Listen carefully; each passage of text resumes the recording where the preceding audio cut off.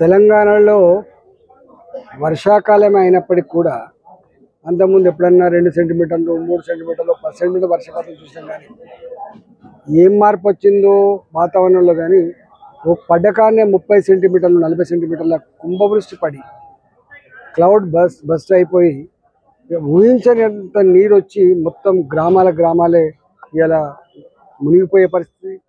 వేల ఎకరాల పంట పొలాలు కోతకు గురై లక్షల ఎకరాల్లో పంట మునిగిపోయేటువంటి దారుణమైన పరిస్థితి మనం చూస్తూ ఉన్నాం.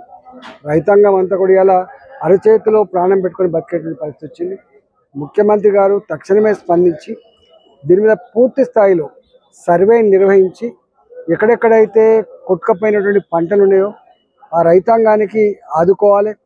ఎక్కడెక్కడైతే వాగుల పక్కపుంటి ఊహించని జాగాలలో వరదలు వచ్చి భూములు కోతని ఉన్నాయో ఆ వేల ఎకరాల భూములు మళ్ళీ పంటలు పండించుకోవడానికి రెస్టోర్ చేయాల్సిన అక్కడ ఉన్నది. ఎక్కడెక్కడైతే మొత్తం ఇళ్లలో నీళ్ళు వచ్చి కట్టుబట్టలతోటి బయటకు వచ్చిందో వాళ్ళందరూ కూడా తక్షణంగా ఆదుకొని వాళ్ళ అవసరాలు తీర్చాల్సినటువంటి బాధ్యత ఉందని చెప్పి భావిస్తూ ఉన్నాం. ఇవాళ అంతేకాకుండా ఇవాళ హైడ్రా లాంటి సంస్థలు పెట్టి ఇట్లాంటి సందర్భాల్లో ఏదైతే ఆదుకుంటా అని చెప్పి మాటిచ్చిందో మొత్తం సిస్టమ్ని అంతా కూడా ఎంగేజ్ చేసి ప్రజలకు ఒక భరోసాని ప్రజలకు ఒక భద్రతని ఇవ్వాల్సిన అక్కడ ఉందని చెప్పి నేను డిమాండ్ చేస్తా ఉన్నాం.